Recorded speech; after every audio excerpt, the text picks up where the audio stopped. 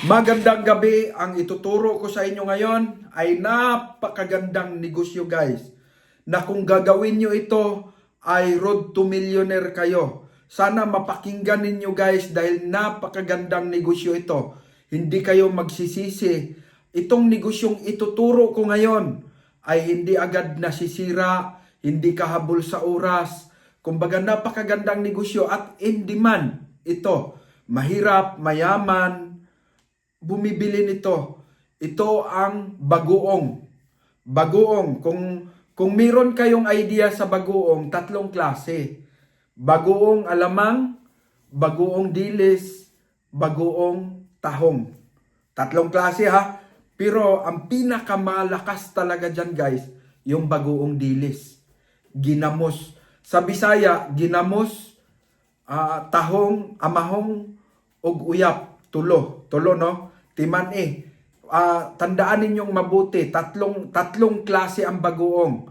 Sa Tagalog, tahong, dilis, bagoong dilis, bagoong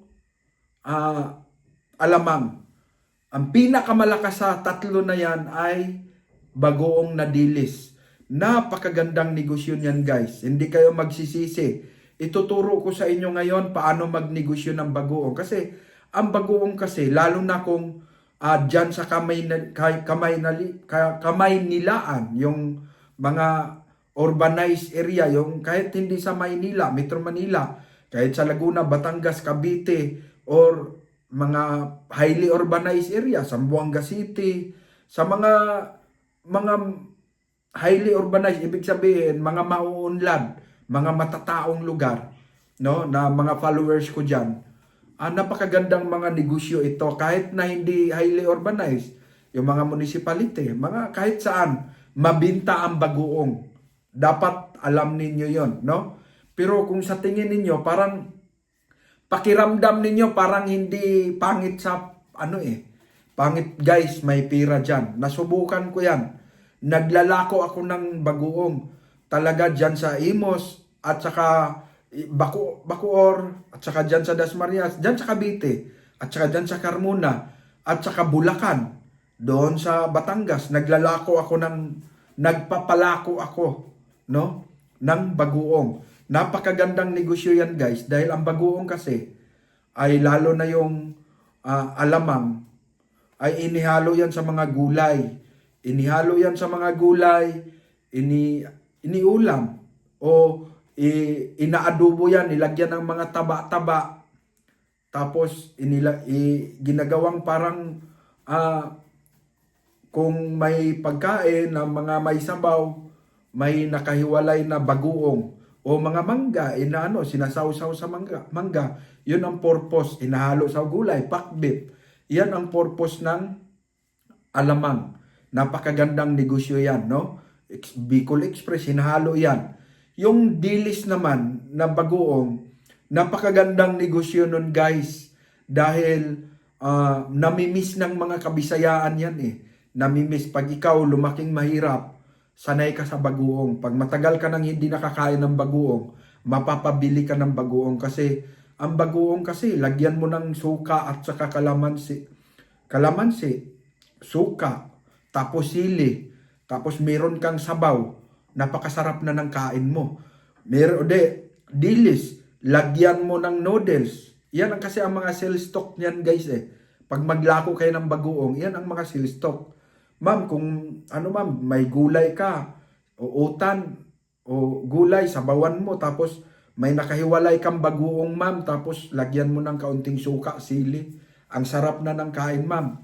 Or may kamuting kahoy dyan o mamimiss ng mga mahihirap yan guys dahil karamihan ng mga bumibili niyan, karamihan mga tao naman kasi mga mahihirap sanay sa ganung bagoong o meron naman mga mahirap yung mayaman.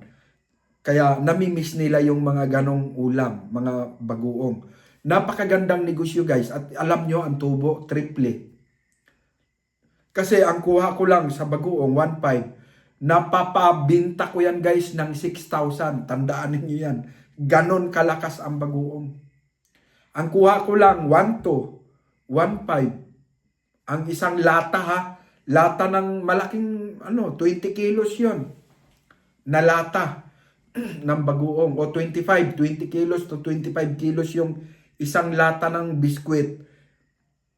Nandoon yon, nilalagyan ng mga bagoong yon. So, napakagandang negosyo yan, bagoong. Ang tahong naman, ang ginagawa niyan, marami ding bumibili niyan. Kasi lagyan nga lang din ng suka yan, tapos bawang at saka sili, ay ulam na siya guys. Partner na siya sa mga, may mga sabaw, na gulay, at saka mga nilaga. Masarap yan eh, parang yung tahong, talaba. Yan yung mga magagandang negosyo ang ituturo ko ngayon guys. Na parang sa tingin ninyo ay parang pangit sa pandinig, parang mahiya ka. Pero guys, tanggalin mo yung hiya mo. Magtinda ka ng bagoong. Ako kasi nagtinda ako. Nagsimula akong magtinda ng bagoong. Nagsimula akong magtinda, magnegosyo, 20 years old ako. No? Galing ako sa houseboy, construction, janitor, messenger, no? Sa Manila, Metro Manila, nag-janitor ako sa SM, Dasmariñas, sa Mall of Asia, sa Mega Mall, no? Supervisor ako sa janitor dyan sa Charter Chemical, yung paggawaan ng Davis na pintura, no? Dyan sa Tutuban Mall, nag-janitor din ako dyan, no? So, bago ako nag-business, wala akong ipon guys. Wala akong ipon. Ang hirap pa rin ng aking kalagayan. Kumbaga, iba ang nag-withdraw sa aking sweldo. Minimum namin noon, 280 hanggang sa nagiging 362. 280 nag-start nung minimum na nadatnan ko. 280, top 280 hanggang nagiging 362 bago ako nagnegosyo. 362 na ang minimum. Wala kang makukuha sa pamamasukan guys. Kasi namamasahe ka, no? Namamasahe ka papunta sa trabaho, nagme-merienda ka pa. Di ka naman pwedeng ang mga kasama mo sa trabaho, nagme-merienda, ikaw wala. Nagme-merienda, siyempre bibili ka din para nakakatamad din nagtrabaho pag gutom ka. Tapos minsan di mo maiiwasan, bibili ka, di ka nakapagbaon, bibili ka sa labas. Doon na pupunta ang pera mo guys. Paano kung nagrenta ka? Nangungupahan ka lang. Tapos bayad mo pa kuryente, tubig, baon sa anak mo. Kaya nga laging motivation ko sa aking mga post, mga vlog. Hindi mo matutupad ang pangarap mo sa pamamasukan. Sa minimum wage, wala. Nasa negosyo guys ang pera. Magnegosyo ka ng bagoong, di mo na kailangan mag-abroad eh. Yung kita kasi ng bagoong kayang kumita ng 50 mil. Pinakamababa yan guys. Pwede kang kumita ng 80 mil isang buwan malinis. Basta alam mo ang strategy. No? Kasi ang ginagawa ko sa bagoong, nilalako ko yan guys. Nilalako. Halimbawa, may motor ka.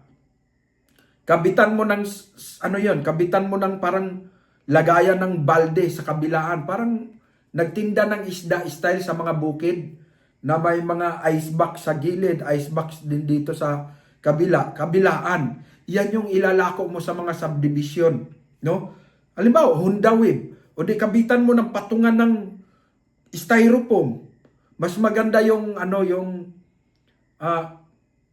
box na plastic, ice box na plastic. Ang styrofoam kasi madaling masira yan guys eh. Kaya ang nirecommend ko yung ice box ng mga soft drinks. Yun ang ikabit mo. Iporma mo sa motor. Halimbawa, ang motor mo, Honda Wave. Lagyan mo ng patungan yun, ng ice box, yung ice box na lagay ng soft drinks. Yun, kabilaan yun guys. Doon mo ilagay ang mga balot-balot. Kukuha ka ng, saan kukuha? Ito, tandaan, i-take note ninyo. Saan kayo kukuha ng bagoong? Kukuha kayo ng bagoong sa Balutondo kung malapit kayo dyan sa Metro Manila. Dahil dyan ang bagsakan talaga ng bagoong, tuyo. Dyan talaga ang bagsakan guys. No? Dyan ang bagsakan ng bagoong storage. Nakayelo kasi yan guys eh. Yung Balutondo kasi, malaking building yan. Malaking building na naka-ice, naka-freezer ang loob niyan. Buong building naka-freezer ang loob. Kwarto-kwarto, iba-iba ang may-ari. Kahit 1,000,000 kilos na tuyo, nandyan. Kahit 10,000,000 kilos na tuyo, kunin mo, nandyan. Iba-ibang pinanggalingan, galing sa iba-ibang probinsya ng Pilipinas. Meron ding imported dyan, galing sa China. No? Yan ang balot tondo. Mga galing sa Divisoria, 30 minutes bago ka makarating sa balot tondo. Malapit sa Nabutas yan. No? Malapit sa Nabutas at Malabon. Yang balot tondo. No? Per, malapit sa Per. So napaka daming stock dyan, lalo na bagoong guys. Bagoong galing Masbate, bagoong galing sa nandyan ang stock. Ang halaga ng isang so alam nyo na ha. Ngayon, ituturo ko din, halimbawa naman, Jupiter, kung wala naman, di naman kami makapunta dyan, ay doon pa rin tayo sa itinuro ko doon sa pagpapakbit, mga gulay, sa itinuro ko sa inyo, na pagtitinda ng mga fishball kung saan kukuha, at saka mantika, itlog kung saan kukuha. Doon pa rin guys, ganon pa rin ang sistema na gagawin nyo. Punta kayo sa malaking palengke. Punta kayo sa malaking palengke, alamin ninyo, punta kayo dun sa bagoongan. Halimbawa, may nagtinda ng bagoong. Tanong mo, te, saan kayo kumukuha nito ng bagoong? Ay, may nag-supply dito. Ganon pa rin ang strategy natin. Huwag kayong mawala sa release. Sa ating tawag dyan sa mga nag-oopisina, paper trail. Huwag kayong mawala sa release. Kumbaga, doon pa rin ang direksyon natin. Halimbawa, pumunta kayo sa malaking palengke sa inyong lugar. No? Ito, makinig kayong mabuti. Halimbawa, nakatira ako sa Misamis Occidental. Pupunta ako sa palengke. Ang pinakamalaking palengke dito, Usamis, kasi city yun. Oroquita, kasi city yun. Tsaka Tanggob, kasi city yun. Pupunta ako sa Usamis City, palengke. Pupunta ako doon sa mga nagtitinda ng bagoong. Tapos alamin ko, ate, saan ba kayo nagbibili nitong bagoong? Sasabihin, may nag-deliver dito. Isang bisis, isang buwan. O 2 bisis sa isang buwan. 3 bisis sa isang buwan. Ganon ang isasagot sa'yo. O di bibili ka. Aabangan mo, kuhanin mo, anong araw po yon, di alamin mo doon sa mga nagtitinda ng bagoong doon sa loob. Nagets ninyo ha, tandaan ninyo, saan kukuha kung nasa Metro Manila ka? Sa Balot Tondo. Kasi nandoon yung pinakamalaking supplier ng daing, tuyo, bagoong, mantika. Nandyan. Ano yan? Storage, nakayelo yan. No? Nakayelo na building yan. Kumbaga, nandoon yung napakalaking building ng mga ini-storage na mga bagoong. So, alam nyo na, kung ikaw wala naman sa Metro Manila, malayo, o ikaw nasa Bulacan, punta ka sa pinakamalaking palengke dyan sa Bulacan. Kasi, nandoon, saksi kasi ako dahil yan ang negosyo ko bagoong So, pag nandoon ako kasi pag bumibili ako ng bagoong doon sa Balot Tondo, maraming kumukuha ng jeep na mga lata, ibinaba galing sa storage Ikinarga sa jeep. Sa jeep, ibinabiyahe sa mga probinsya, mga lata-lata na mga bagoong yun. Ibinabiyahe ng mga biyahero. So, ibig sabihin, darating yun sa inyong palengke, sa Bulacan, Pampanga. So, guys, napakagandang negosyo ang bagoong. Hindi ka magsisisi. Bakit? Ang kapital, mababa lang ang kapital. Bili kang mag-start ka muna sa 2 lata na dilis. 2 lata na dilis. At saka 1 lata na bagoong na alamang. At saka 1 lata din na tahong. Pero ang tips ko sa iyo guys, gawin mong 3 lata. Gawin mong 3 lata. 20, 60 kilos yun. Gawin mong 3 lata yung dilis. Kasi sa observe ko sa akin pagtitinda, ay ang pinakamabinta talaga, napakalakas talaga mabinta, yung dilis na bagoong. No? Kasi nilagyan nila ng limon yun, pinipigaan, ulam na yun. Nilagyan nila ng sili, tapos meron silang lakime, tapos or gulay, pakbit, tapos merong bagoong na pinipigaan ng kalamansi, sili. Talagang masarap na ang kain ng mga taong nagtitipid. Lagi niyong tandaan, ang bagoong practical yan na ulam. Practical pang-alalay. No? Kami nga, nung bata pa kami, asin-asin lang ang ulam namin.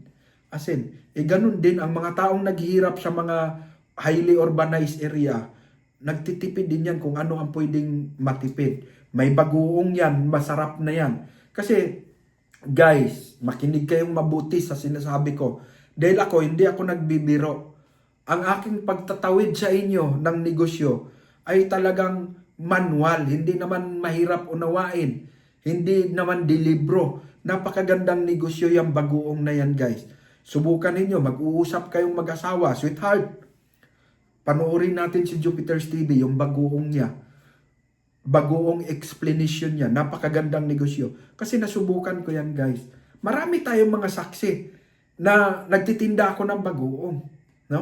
Sa Bulacan, marami kasi akong mga tao nakasaksi na nagtitinda ako ng bagoong. Hindi ako parang content lang na kahit di naman ako nagtitinda ay sasabihin ko na lang sa inyo. Hindi, nagtitinda ako, guys. No? Sinasabay ko yan sa mga motor na nagpapalako kasi ako ng tuyo, daing. Isinabay ko yung bagoong. Napakalakas ng bagoong, guys. Magsisigaw ka, ma'am, bagoong kayo, ma'am. 3 klase ang bagoong. Halimbawa, naglako ka sa subdivision. Ma'am, bagoong kayo dyan, ma'am. Meron tayong bagoong tahong, ma'am. Meron tayong bagoong dilis. Meron tayong bagoong na alamang. Pili ka, ma'am. Itong alamang, ma'am, pwede mo pang sahog sa mga gulay-gulay. Pwede kang mag-adobo ng bagoong alamang pang lagyan mo ng taba ng baka, taba ng baboy. Tapos pag may mga gulay-gulay ka na ulam, i-partner mo yon. Yung bagoong na yun, masarap yun. Talagang magtataka, kasi ikaw, pag vendor ka, kailangan marunong kang mag-sell stock. Tandaan ninyo, pati pag-sell stock ko, guys, dapat gayahin nyo din. Halimbawa, ma'am, daing, malakas ang busis, huwag kang, pag maglako kayo, halimbawa, nagmotor kayo, dahan-dahan lang ang takbo, para kang karo ng patay, parang naghatid ng patay sa sementeryo, na dahan-dahan lang kasi ang mga bahay-bahay, nagwawalis yan. Kung mabilis ka magpatakbo sa motor mo, lalabas ang mga tao na nandoon pa sa kusina. May bagoong. Paglabas mo, paliko ka na doon sa unahan. Wala sa sistema yon. Makinig kayong mabuti. Sa paglalako, tinuturo ko sa inyo kung paano ang sistema sa paglalako. Maging kahit sa pakbit, doon sa itinuro kong pakbit, doon sa itinuro kong tuyo. Ang sistema sa paglalako, sigaw ka ng malakas. Tapos, dahan-dahan lang, parang naglalakad lang. Kung dikit-dikit ang bahay, magbilis ka lang. Kung malayo ang agwat ng bahay, distansya.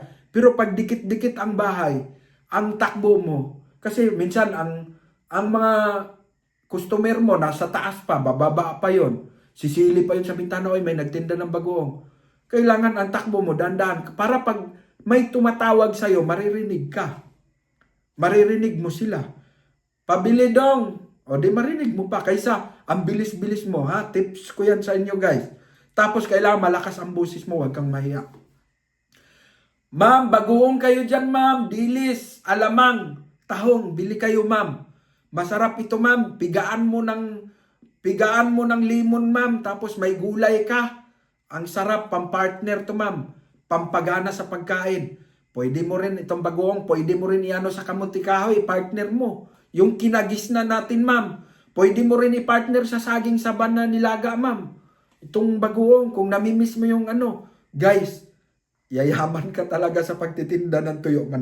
Bagoong. Maniwala ka sa akin. Napakagandang negosyo. Hindi ko kayo tuturuan ng ikakasama. Naawa kasi ako sa inyo, guys, kaya itinuro ko. Sabi ko, mamamatay lang ako. Sagana naman ako. Pero marami akong kaalaman. Gusto kong i-share. Hindi ako for content lang. Marami na akong pira, guys Marami na akong pira. Hindi ko na kailangan na mag-vlog para kumita. Marami na akong pira. Nag-vlog ako para i-share sa inyo. Tandaan ninyo, guys. Ano mo yung mga kita dito? Maliit lang. Negosyante ako. Tsaka malalaki na ang negosyo ko ngayon, guys. No? Mga malalaki, million ang negosyo ko ngayon. No? Million. Kaya hindi ko kailangan kumita pa sa YouTube. Kung may kita, di mas mabuti. Kasi pag ako, natapos ko sa aking topic na mga pagtuturo, may mga idea na yung aking followers, di mamigay naman ako ng kapital. At least may mapagpilian na sila sa aking YouTube channel. May mapagpilian na kayo sa aking YouTube kung anong negosyo ang inyong kursonada. Ilatag ko muna lahat ng negosyo na alam ko, tapos saka ako mamimigay ng mga pangkapital. Yung kita ko dito sa YouTube, kung meron man, ipamigay. Kasi saksi naman kayo na ang dami ko nang binigyan ng tagsa 10,000 pangkapital. Na-bankrupt yung mga pinagbibigyan ko ng kapital dahil di alam paano gawin, di alam ano ang ininegosyo, di alam anong negosyo, paano mag-umpisa. Ako, kaya sabi ko, magtuturo muna ako, i-plansahin ko muna ang pagtuturo ko sa mga negosyo para yung bibigyan ko ng kapital, may mapagpilian, hindi nila ibibili kung mga ano-ano. Kasi ang pagbibigay ko, guys, meaningful yan. May ibig sabihin, parang inahawakan ko yung kamay mo para iangat kita. Pero kung wala ka namang idea kung anong inegosyo, doon naman nagiging mapunta ang pira sa walang kabuluhan, mauubos. So, kaya ako magtatapik ng mga produkto katulad nito, bagoong, para kayong mag-asawa, manood kayo at alamin ninyo kung ano ang negosyong bagay sa inyo sa pagtuturo ko. Panoorin niyo yung pakbet, panoorin niyo yung mantika, itlog. Panoorin yung mantika, itlog, guys, pwede niyo rin i-retail yun.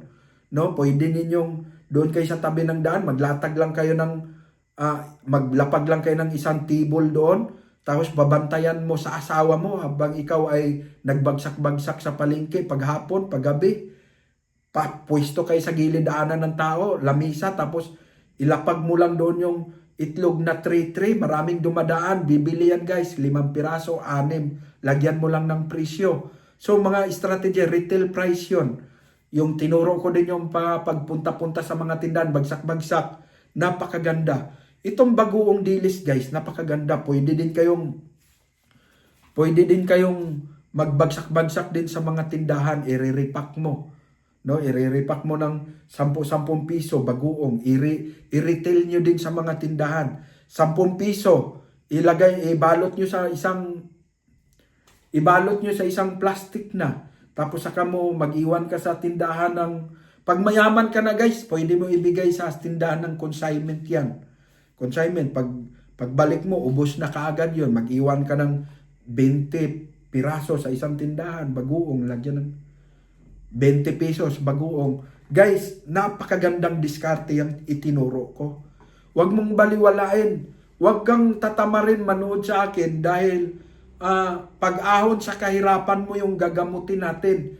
Di ka ba sawa sa kahirapan? Di ka ba kung manood ka kung mga ano-anong mga bagay dyan na wala kang matutunan, ay grabe ka kasaya. Pero ang buhay mo, ang kahirapan, ang needs mo sa buhay, walay klaro, wala sa kaayusan.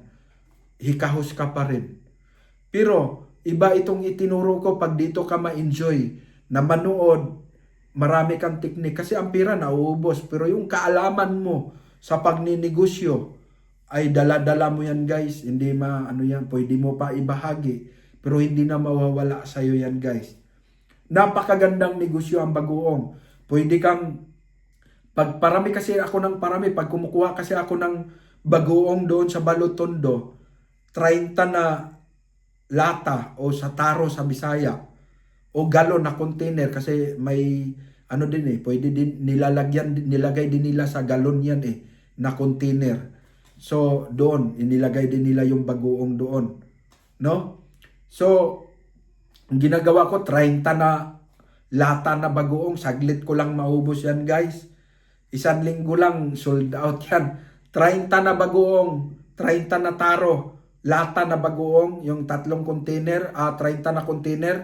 Tapos, 30 na container, no? Tapos, ang pinapartneran ko ng 5 lang na container na tahong. Hindi ganong mabinta ang tahong. 10 lata naman o taro o galon yung alamang. Guys, ang presyo lang ngayon yata 1,800 na ang isang galon ng bagoong. Kaya mong palabasin ng 6,000 yan guys. Magkano ang tubo mo? 4,000. Tapos in demand yung bagoong. Napakagandang negosyo yung bagoong. Kasi maalat yan. Maalat. Natatakam yung mga mahirap na mga tao. Diyan sila. Bakit? Ang gagawin mo kasi dyan guys, i-repack mo siya. Halimbawa, 20 kilos kasi, kung 1,800, compute natin. 1,800 ang isang lata. 1,800 i-divide natin sa 20 kilos, magkano?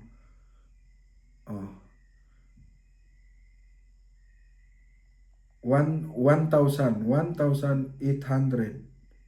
Yan, divide 20 kilos equals 90 lang guys ang kilo. So, pwede mo ano yan guys, 90 ang kilo, no? Pwede mo ano yan, pwede mo 1/4, 50, 1/4. Ang 1/4, ang dami nun. 50, i-repack mo sa ang piliin mong plastic yung Calypso. Calypso na 2 by Calypso na 2 by 6. 2 by 6, pwedeng 4 by 6, 4 by 8. Yan. Kasi 1/4 50, 200 ang labas. So kalahati, makabenta ka ng 50, alam mo kaagad may 25 pesos ka eh.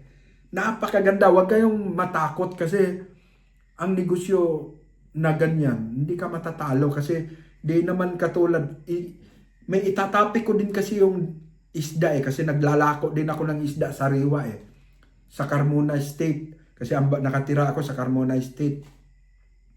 Sinubukan ko din yung paglalako ng isda, habol ako sa oras mas maganda bagoong, napakagandang negosyo yung bagoong, di agad nasisira at natatakam yung mga tao pag marinig nila, "Ma'am, bagoong kayo dyan ma'am." Dito, mura lang ma'am, 50 lang ang balot ma'am. Yung 50 ma'am, 5 ulaman na sa pamilya mo. Biro mo dyan guys, panting ang kanilang tainga pag marinig nila na, 4 kami ng kumakain pero 5 ulaman yung 50. So, partneran lang namin ng noodles yan, partneran lang namin ng sinabawang malunggayan. Guys, napakasarap magnegosyo talaga, no?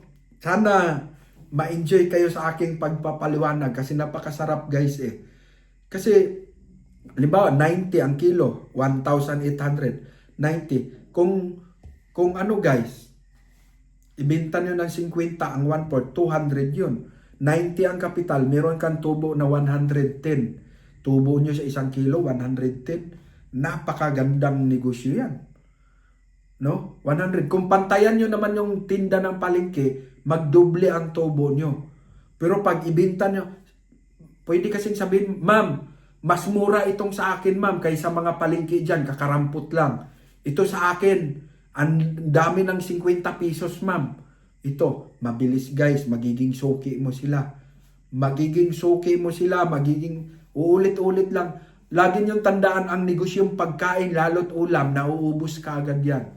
Pwede mo rin agad naman balikan na naman sila uli. Balikan. Ganun. So, napakagandang negosyo ang bagoong. Sana ma-appreciate ninyo guys. No? Ma-appreciate ninyo. Masarap kasi magnegosyo. Ako nga, talagang nanghihinayang ako sa mga ganitong pag hindi ko naituro Hindi mo kailangan mag-abroad. Kung naka 5 kilo kang sa isang araw na alamang, o di naka 5 kilo kang tahong, naka 20 kilos kang dilis, no? 20 kilos, ilang tao lang yan. Wala pang 50 na tao ang bibili, 20 kilos na yun. No, kasi 1/4, 80 na bahay lang yun. Nalalakuan mo. Nabibili sa'yo. 20 kilos. Ang laki na din ang kikitain mo. 2,000 ka ng kitain malinis nun. 50. No? 50. So, napakagandang negosyo yung galunggong. Pwede mo rin ilagay, bibili ka ng mga buti ng tanduay or buti ng gin sa mga junk shop. Tapos ang asawa mo pwedeng iyon ang trabaho niya, maglagay ng bagoong doon sa mga buti-buti. Sabi ko sa inyo guys, maraming teknik. Tapos sa kanyo sa mga tindahan or paggabi mag-display kayo ng bagoong sa mga daanan ng tao. Ibuti-buti nyo na at saka may nakabalot na 50. Kung gusto nilang bumili doon sa buti, meron. Gusto nilang bibili na nakabalot-balot na, itambak nyo lang dyan sa table, ilapag mo doon sa table tabi ng kalsada. Maglapag ka ng table. Mag-umbok ka lang ng isang planggana dyan na doon mo lang ilapag yung mga bagoong dilis, tapos bagoong alamang, bagoong tahong dito. Lahat ng mga dumadaan dyan, mapansin, magsisilso ka ma'am, bili na kayo ma'am. Ito ma'am, mura lang ito ma'am, tipid-tipid tayo sa ulam ma'am, para makaipon kayo sa inyong pagtrabaho, tipid-tipid ng ulam. Ito, gulay lang i-partner mo, tapos itong bagoong, lagyan mo ng kaunting suka ma'am. Sili, masarap na ang kain mo, practical ito. Ganun ang sales talk. Ma'am, bili na kayo. Ganun kasi ako, pag nagtinda kasi ako guys, maingay ako maingay. Matindi ako mag-sales talk. Matindi, kaya yumaman ako agad Nung nagtinda ako nung nagnegosyo ako ng 20 years old, nag-start ng negosyo. Nakahawak agad ako ng milyon. 22 years old ako. 2 years kong pagtitinda. Millionaire agad ako guys. 2 years kong pagtitinda, pero yun, nangangapa pa ako dahil bata pa ako Ngayon, 39 years old na kasi ako. Bata pa ako nun, kaya di ko pa gamay ang mga pamamalakad sa mga pagninegosyo. No? Kaya, nagkuha ako ng mga tao hanggang sa dumami. 2010, ang dami ko ng mga tao. Siguro, nasa 40 o 40 yung mga tao ko guys, na pinapalako ko na mga Kaya umaasinso ako sa mga pagninegosyo No, 2010, 2009, ang dami ko ng mga tao na pagninegosyo, paglalako. Kaya napakasarap magnegosyo guys. Masarap may pira ka sa bulsa.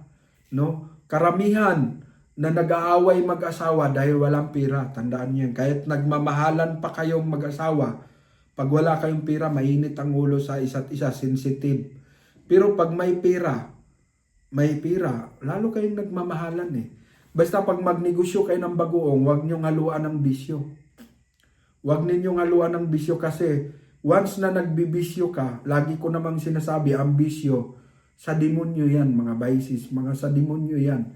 Pag down sa tao yan, para mapahamak, para masira ang kalusugan, katawan, masira. Ang pagninegosyo, katulad ng magtitinda ka ng bagoong, grasya ng Diyos yan.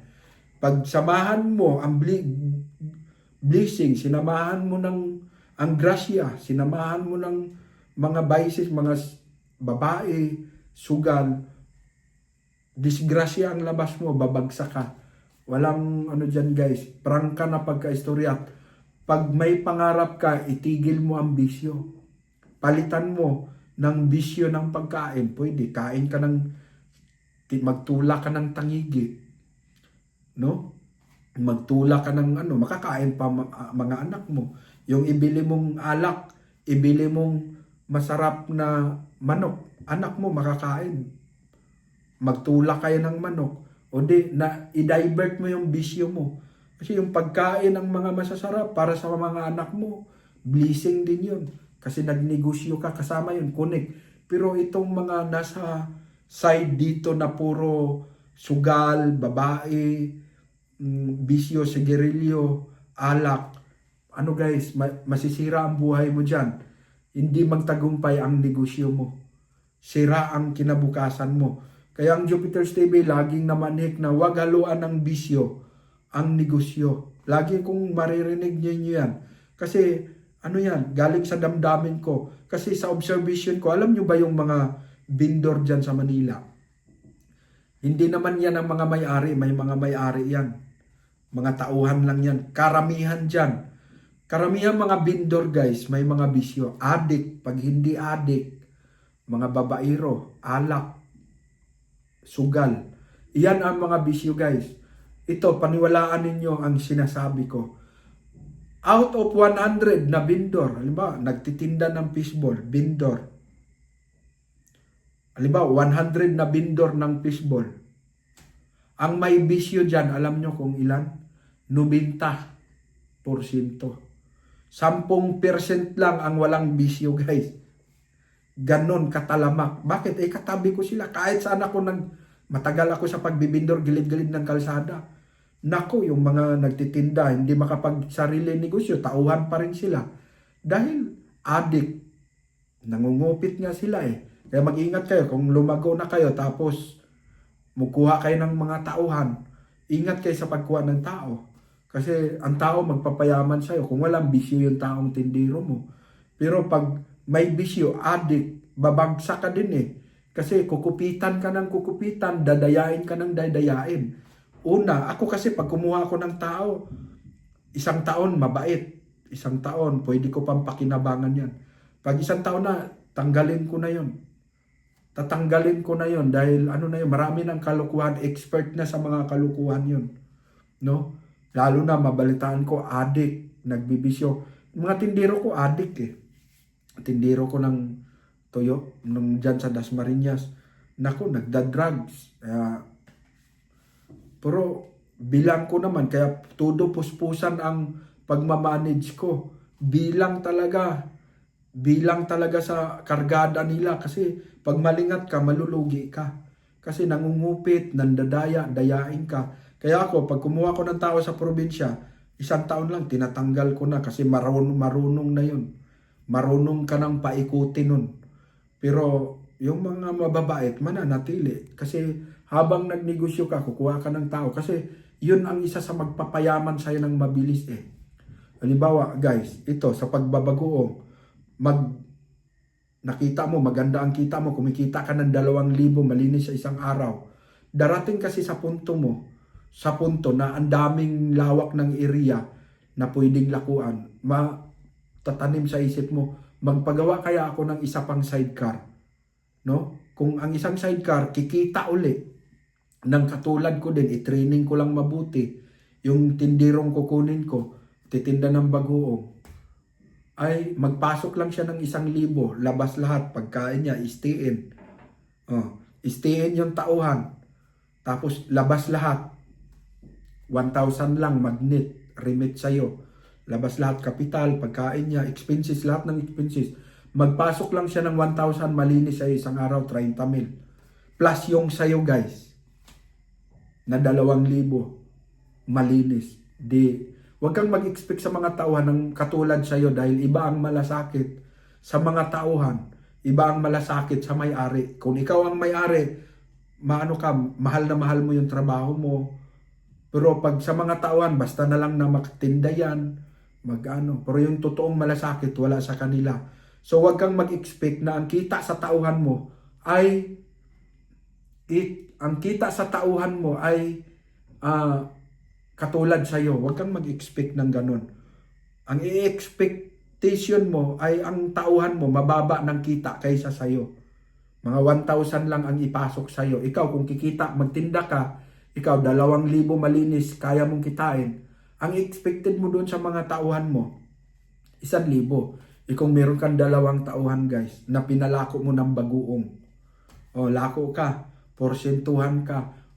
Bawat balot, meron kang 5 piso dyan. Ganon ang style. Diba? 50, may 10 piso ka. Pag makabenta ka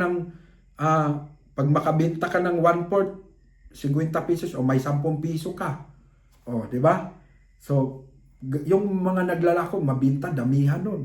Binta, bawat alok nun, 10 ang naisip, Jess, may 10 ako bawat binta. So, pareho kayo, mabigyan mo ng magandang pabor yung taga-binta. Maka 50 na balot siya. Sa isang araw, may 500 na siya. Kung libre mo pa lahat sa bahay mo. So, ganun ang mindset sa negosyo. So, kikita ng malaki. Diba, naisipan mo, kumikita ako ng 2,000. Kasi darating at darating sa sarili mo na pag nagninegosyo ka ng bagoong, maganda ang kita, 2,000 ah. 2,000 ang kita ko. Kung kukuha ko ng tao, kukuha ko ng motor, kukomputin mo yun, hulugan ng motor, paggawa ko ng sidecar, tapos magkuha ko ng tao, tindiro, kargahan ko siya ng ilang balot ng mga bagoong. Ilang balot na bagoong. Tapos 10 piso. Sa bawat balot may 10 piso ang tindiro. Bilangin mo din pag uwi. Pag uwi, bilangin mo ilan ang nabinta. So walang nawawala sa'yo guys. Walang nawawala. Kumbaga, ini-inventory mo pag uwi. So, naka 50 na balot. 50 na balot, tiba-tiba ka na. May malinis ka ng 1,000 sa tao na yun. Kaya napakaganda. Ang tao mo din kumikita ng 500 kasi 10 piso. 10 piso ang kanya. So, win-win situation. Win-win situation. Ang tindiro at saka ikaw. Ganun ang sistema. Kaya umabot ng 60 yung tao ko. Dahil, napakaganda ko mag-manage ng mga tao sa negosyo eh. So, nakita mo, halimbawa, ikaw kumikita ka ng 2,000 guys. Yung tao mo kumikita, 2 na kayo nagtinda. Kumikita ka ng 1,000 sa tindiro mo, malinis. Di, 3,000 na. Ang 3,000, malinis, labas lahat, expenses, pati sa bahay.